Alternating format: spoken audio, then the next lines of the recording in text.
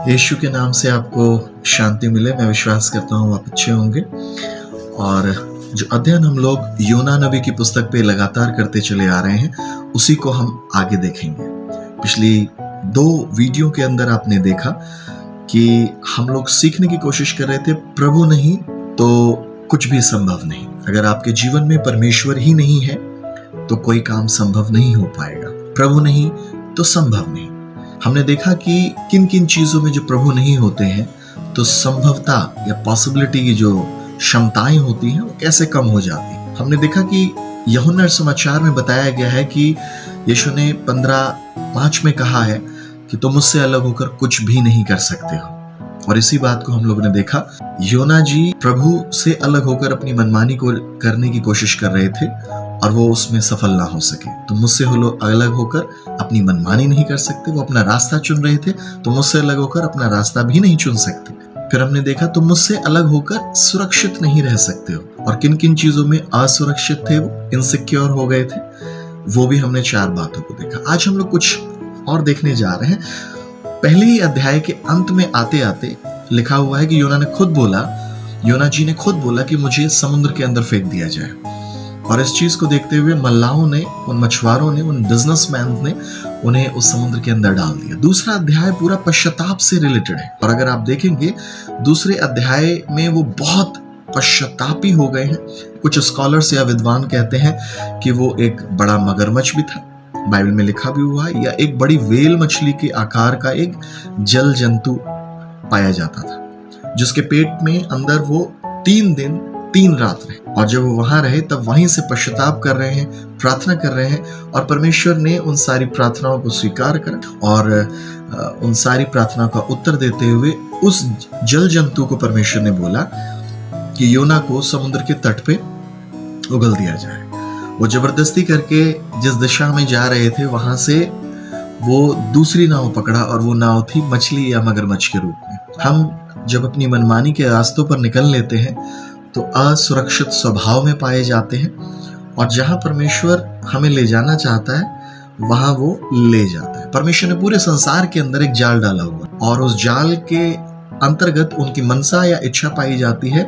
अगर वो सारी मछलियां उसमें आसानी तौर पे आ गई तो ठीक है, नहीं तो कुछ चीजों के लिए उन्होंने कांटों को डाला हुआ है। और जब नुकीले और पैने कांटे जब जाते हैं तो वो किसी भी प्रकार की जिद्दी, घमंडी, खराब मछली क्यों ना हो, उसको हुक या कांटे के द्वारा पकड़ा जाता है, और फिर वो जाल में नहीं कांटे में आती है। और जब कांटे में आती है तो उसका आने का प्रोसेस बहुत दर्दनाक होता है। योना जी 3 दिन 3 रात एक मछली के या मगर के पेट में जब रहे, मगरमच्छ के पेट में रहे, तो वो बहुत ज्यादा एक कठिन और खराब या दुखदाई प्रोसेस था, जिसके कारण वो जहां जा रहे थे वहां से मुड़कर उन्हें उसी जगह आना पड़ा जहां परमेश्वर उन्हें लाना चाहता था। बहरहाल जब वो आ गए तीसरे अध्याय में, फिर परमेश्वर ने योना नबी से बात करी, जो परमेश्वर के संदेशवाहक थे, कि जाओ और जाके नीनवे में ये खबर, ये सुसमाचार दो जो मैंने तुम्हें बताने के लिए बोला है। और बाइबल जो आप देती है, नीनवे जो कि प्रेजेंट इराक है, उसमें घूमने के लिए, प्रचार करने के लिए 3 दिन का सफर, पैदल यात्रा करने के लिए 3 दिन लगेंगे योना को एक खबर लोगों तक पहुंचाने के लिए। वो पहले ही दिन गए और पहले ही दिन वो लोगों को ये सुसमाचार, ये संदेश बता रहे हैं कि तुम नाश हो जाओगे 40 दिन के अंदर, भीतर ही भीतर परमेश्वर तुम्हें नाश कर देगा अगर तुमने अपनी बुराई से, अपने कुकर्म से मन को नहीं फेरा। मैंने इस बारे में पढ़ा कि ऐसा क्या हो गया था, वहां क्या बुराई थी। वहां लोग मूर्ति पूजा में पाए जाते थे, वहां लोग व्यभिचार में पाए जाते थे, वहां लोग बच्चों को मूर्तियों के आगे जिंदा समर्पित कर देते थे और बलिदान किया करते थे, और अन्य प्रकार की बुराइयां जो थी, वो नीनवे उस जगह का एक घर बन गया था, एक प्लेस बन गया था। और परमेश्वर का वचन योना जी के द्वारा जब पहले ही दिन में पहुंचा, तो तीसरे अध्याय के आप शुरुआत से जब पढ़ेंगे तो बाइबल में लिखा है, कई लोगों ने जब ये समाचार सुना, संदेश सुना, तो उन्होंने अपने आप को नम्रदीन करना चालू करा, उस संदेश पर विश्वास करा। ये बात वहां के राजा तक पहुंची, और राजा ने अपने मंत्रियों के साथ मिलके इस खबर के ऊपर विचार विमर्श किया और लिखा है राजा ने अपने राजकीय वस्त्रों को उतार दिया, जिसका मतलब था राजा भी अब राजा के पद से और राजा बनकर नहीं, लेकिन एक परमेश्वर का संरचना इंसान बन के, परमेश्वर का एक बेटा बन के परमेश्वर के पास आ रहा है। और राजा ने पूरे इलाके में खबर फैला दी कि क्या छोटा क्या बड़ा और क्या जानवर तक किसी को कुछ खाना ना दिया जाए, सब उपवास में रहकर, टाट ओढ़कर, बोरियों को ओढ़कर, राख लगाकर। ये एक प्रतीक या चिन्ह था। जब लोग उपवास करा करते थे, दुख मनाया करते थे, पश्चाताप किया करते थे, तो वो एक टाट या कुछ इस प्रकार के जो वस्त्र थे उन्हें ओढ़कर उस पे बैठ जा, राखों को मल के शरीर पे अपने वस्त्रों को उतार देते थे। ये इस बात का प्रतीक था कि उन्हें पश्चाताप है, उन्हें दुख है, वो अपने बुराइयों से, गलतियों से मुड़ के लौट के आ रहे हैं परमेश्वर के पास, दुख मना रहे हैं जो उनसे हो गया है। और जब ऐसा हुआ तो 3 अध्याय का 10वें पद में लिखा हुआ है, तब परमेश्वर ने उनके कामों को देखा कि वे कुमार्ग से फिर रहे हैं। तब परमेश्वर ने अपनी इच्छा बदल दी और उनकी जो हानि करने की ठानी थी उसको ना किया। 4 अध्याय में पहले वचन में एक बात लिखी है, यह बात योना को बहुत बुरी लगी और उसका क्रोध भड़का। योना को संदेश लेके क्यों भेजा गया था? हालांकि योना भी प्रार्थना कर रहे हैं और पश्चाताप कर रहे हैं। उनके जीवन पे जब दया हुई, उन्हें जब बख्श दिया गया, उन्हें जब छोड़ दिया गया, उनकी जान को परमेश्वर ने नहीं लिया, तब तो कुछ प्रॉब्लम नहीं है। लेकिन यही वाला काम जब दूसरों के जीवन में हो रहा है, उनकी जान को बख्श दिया गया, उनकी हानि रोक दी गई, तो योना को बुरा लग रहा है। और बाइबल में लिखा है वो क्रोध से भर गए, एरोगेंस, घमंड से भर गए, प्राउड से भर गए और परमेश्वर पर गुस्सा कर रहे हैं। जब यही बात उनके जीवन में पाई जा रही है तो सब कुछ अच्छा है। जब यही बात परमेश्वर दूसरों के जीवन में कर रहा है और उनके जीवन को बख्श दे रहा है, उनकी हानि के लिए अपना हाथ नहीं बढ़ा रहा है, उन्हें नाश नहीं कर रहा, उनके जानवरों को, उनके खेत खलिहानों को, उनकी चीजों को, उनकी हेल्थ, उनके बीवी बच्चे, उनका राजपाट तहस नहस नहीं हो रहा है, उनके साथ कुछ गलत हानि होने से परमेश्वर अपने हाथ को रोक ले रहा है, तो ये बात योना को क्रोध ला रही है। और हमेशा याद रखें, जब भी कोई व्यक्ति घमंड करता है, क्रोध करता है, एरोगेंस, जिद, घमंडी हो जाता है, तो घमंड के कारण उनका आनंद चला जाता है, उनके मूड स्विंग्स हो रहे हैं। योना ने ये कंप्लेन करना चालू कर दिया, शिकायत करना चालू कर दिया, मैं जानता था, अगर 4 अध्याय 2 वचन पर, मैं जानता था कि आप ऐसे ही हैं, आप अनुग्रहकारी, विलंब से क्रोध करने वाले, करुणा निधान, 3 खूबियां परमेश्वर की बता रहा है।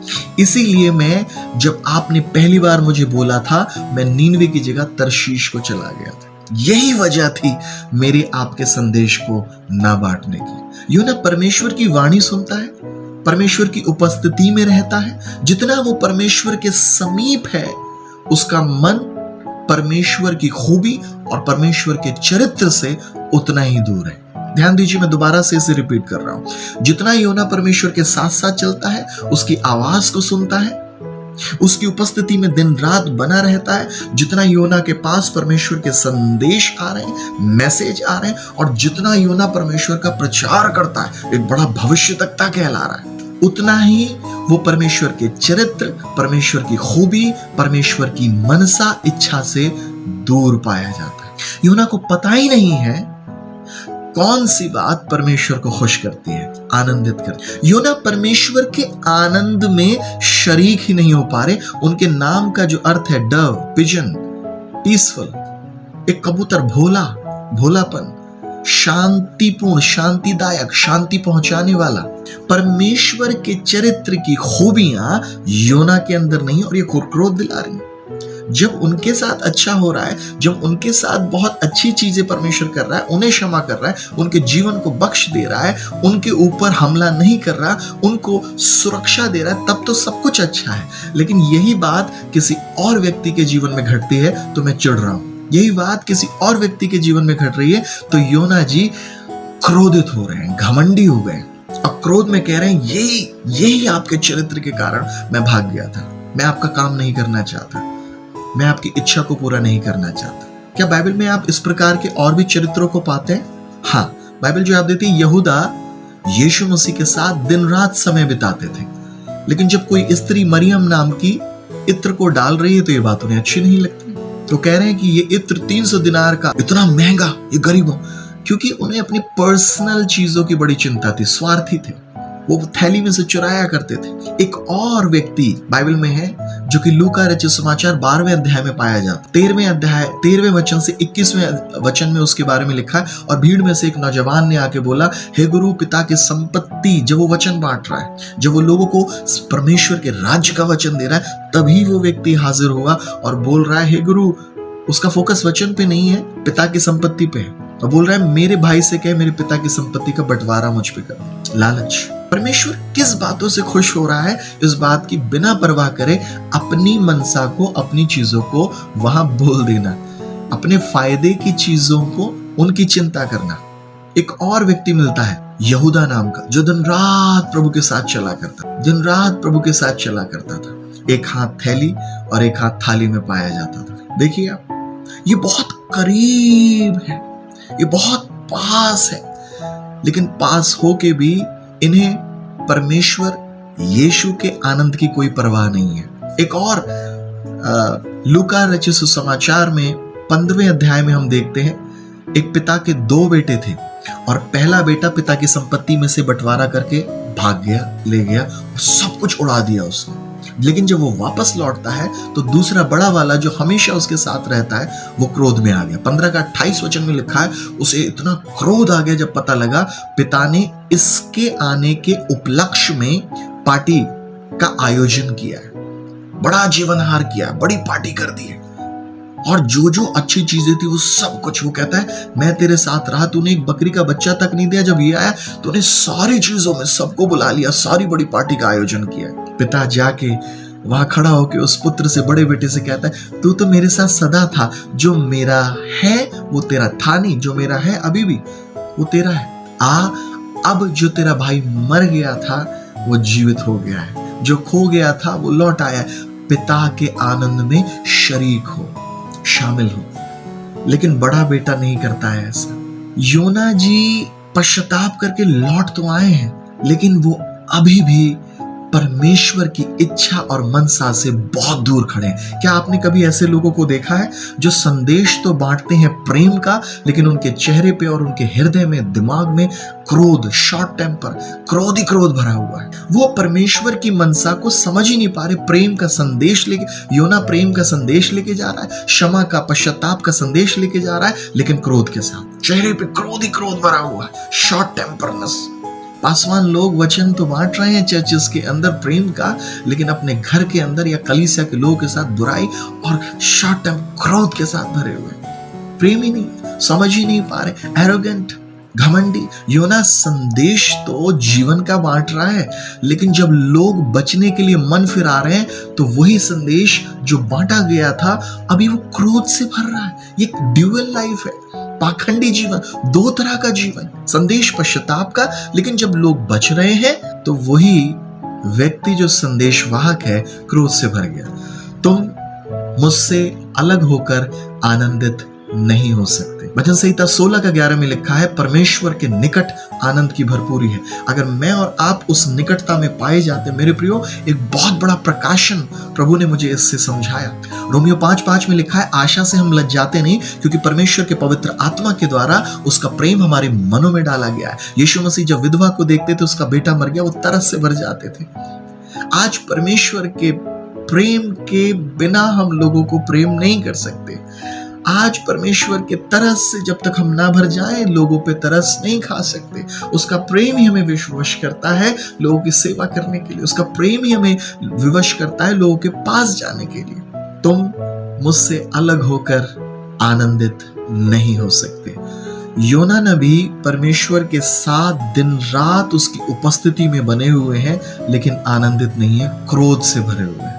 आज मुझे ये अवसर मिल रहा है, मैं अपने आप के जीवन को चेक कर रहा हूँ, मैं दिन रात वचन पढ़ता हूँ, समय बिताता हूँ, लोगों को वचन का प्रचार करता हूँ, लेकिन वही लोग जब बच जाते हैं और प्रभु के पास आने शामिल हो रहे हैं उन संगतियों, तो मेरा जीवन कैसा है?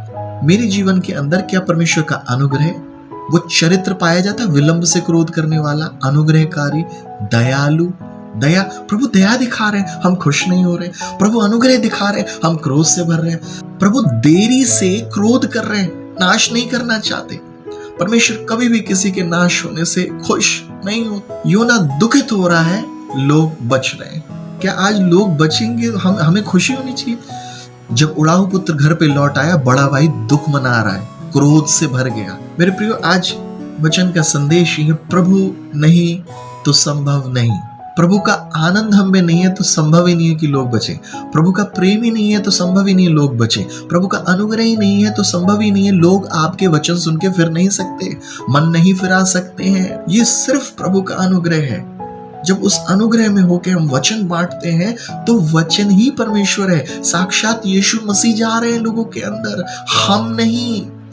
ये गलत फहमी है कि राजीव या पास्टर राजीव के वचन बांटने से लोग बच रहे हैं। नहीं, वचन अपने आप में काफी है। वचन को मेरी जरूरत नहीं है, यीशु को मेरी जरूरत नहीं है। अगर तुम चुप रहे तो पत्थर चिल्ला उठेंगे। यीशु अपने बच्चों को बचाना जानते हैं, पवित्र आत्मा अपने बच्चों को बचाना जानते हैं। राजीव ने अगर आज वचन बांटना बंद कर दिया तो ये उसके मूड स्विंग्स हैं। कभी भी मैं अपना मूड स्विंग्स दिखा के, पहले भी मैं मिनिस्ट्री छोड़ के भाग गया, आज भी मैं मिनिस्ट्री छोड़ के भाग रहा हूं। जब मुझ पे तरस हो रहा है तो बहुत अच्छा है। जब मेरे परिवार में पैसा आ रहा है तो अच्छा है। जब मेरे परिवार की सुख सुविधाएं हो रही हैं, सब कुछ अच्छी चीजें मुहैया की जा रही तो अच्छा है। और यही दूसरे के परिवार में हो तो मुझे चिढ़ मच रही है। मेरे संदेश के द्वारा लोग बचते हैं तो अच्छा है, लेकिन दूसरा प्रचार कर रहा है टीवी चैनल पे और लोग बचाए जा रहे हैं तो वो खराब है। जब मैंने प्रार्थना करी और लोग चंगे हुए तो बहुत बढ़िया, वाहवाही, तारीफ, वेरी गुड, मेरे को प्रेजेस मिल रही है। लेकिन यही काम जब दूसरा प्रभु का बच्चा कर रहा है तो मैं चिढ़ मना रहा हूं, क्रोध कर रहा हूं। हम जेलसी,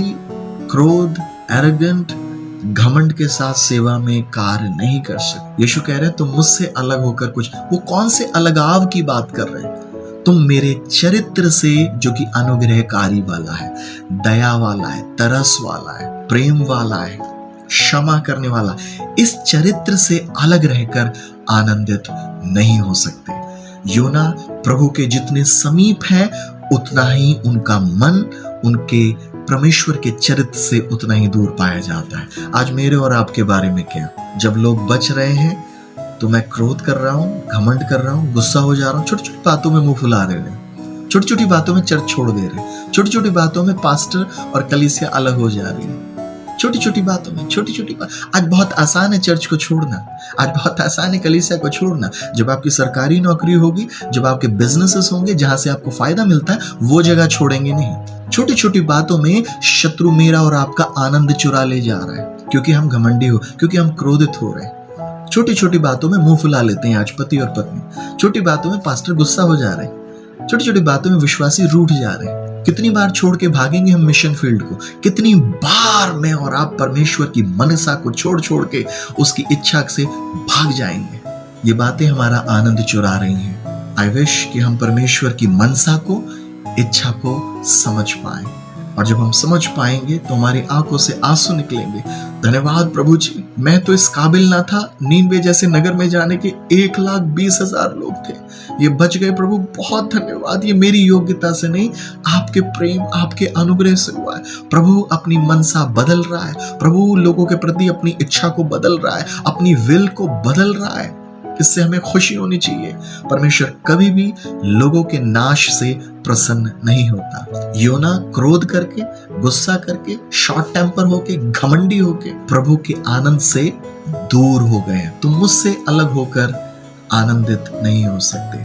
आज आप प्रभु और प्रभु के चरित्र से अगर अलग हैं तो शत्रु एक जाल बिछा रहा है, और ये जाल ऐसा है कि वो आनंद को चुरा ले जाएगा। अपने आनंद की रखवाली करें जो मसीह यीशु से निकलता है। मसीह यीशु आनंद का सोता है। मसीह यीशु आनंद नहीं, लेकिन आनंद उसमें से बह रहा है, शांति उसमें से निकल रही है। शत्रु परमेश्वर के आनंद को हमसे अलग कर रहा है। प्रभु नहीं तो संभव नहीं कि हम आनंदित हो जाएंगे, और अगर प्रभु है तो उस बात का प्रतीक है हम भी दयालु होंगे, हम भी कृपालु होंगे। जैसे हमारे पाप क्षमा हुए हैं वैसे ही जब दूसरों के होंगे तो हमें खुशी होगी, आनंदित होंगे हम। प्रभु ने मेरे कितने पापों को क्षमा किया है, कितना दया करी है। और यही जब वो दूसरों के साथ करता है तो मेरा एटीट्यूड कैसा है, आज प्रभु मेरे और आपके जीवन में देखना चाहता है। लौट आए, प्रभु दया करेंगे। प्यारे प्रभु जी, जितने लोग सुन रहे हैं आप दया करें कि हम आपके आनंद में सहभागी हों, हम घड़ी घड़ी सेवा छोड़ के ना भागें। जो लोग प्रभु आपने हमें दिए हैं, जो एटीट्यूड, जो स्वभाव प्रभु आपने हमें दिया है, आप चाहते हैं कि हम उसी स्वभाव में, जैसा यीशु का स्वभाव था, हम उसी स्वभाव में बने रहें।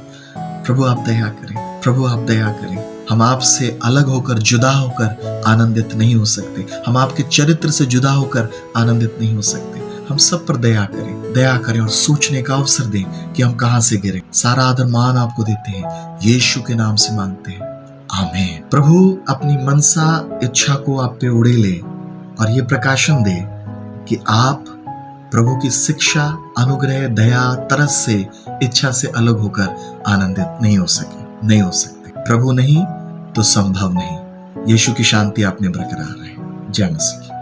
धन्यवाद।